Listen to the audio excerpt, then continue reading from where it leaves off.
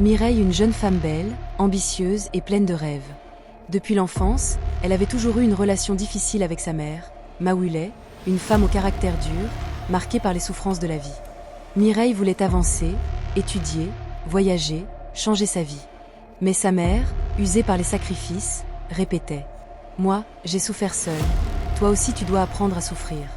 Les deux se disputaient souvent. Dans le quartier, tout le monde savait que mère et fille s'aimaient, mais qu'elles n'arrivaient pas à se comprendre.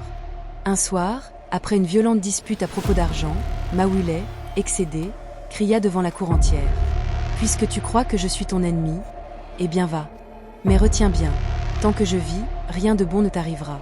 Que mes paroles te suivent partout. » Ces mots tombèrent comme un tonnerre. Mireille, blessée au plus profond d'elle-même, fit ses bagages le lendemain et partit s'installer chez une cousine, dans une autre ville.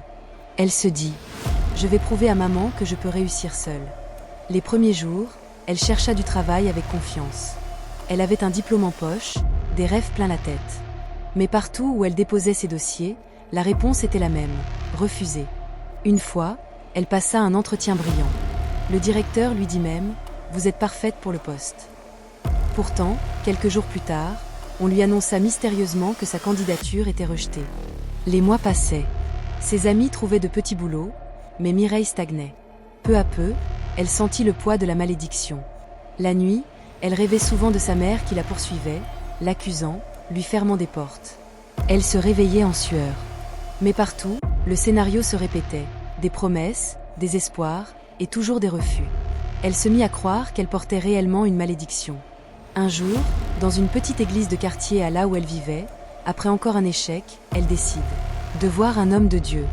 Le pasteur l'écouta attentivement, puis lui dit d'une voix douce mais ferme « Ma fille, sache que la parole d'une mère est puissante. Même quand elle est prononcée dans la colère, elle peut lier le destin. Tant que ta mère n'aura pas repris ses paroles, tu continueras à souffrir. » Ces mots la brisent comme une évidence. Elle comprit que fuir n'avait servi à rien. Elle devait retourner affronter sa mère. Le voyage de retour fut long et lourd. Après 3 mois d'absence, elle arriva un soir devant la vieille maison familiale. Sa mère l'aperçut et resta figée. Les larmes aux yeux, Mireille tomba à genoux. « Maman, pardonne-moi. Tes paroles me poursuivent depuis ce jour. Je suis fatiguée. Ma vie est brisée.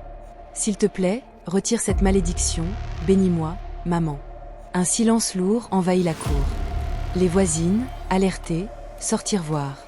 Maoulet, d'abord dur, laissa finalement tomber ses larmes. « Ma fille, tu crois que moi aussi je n'ai pas souffert ?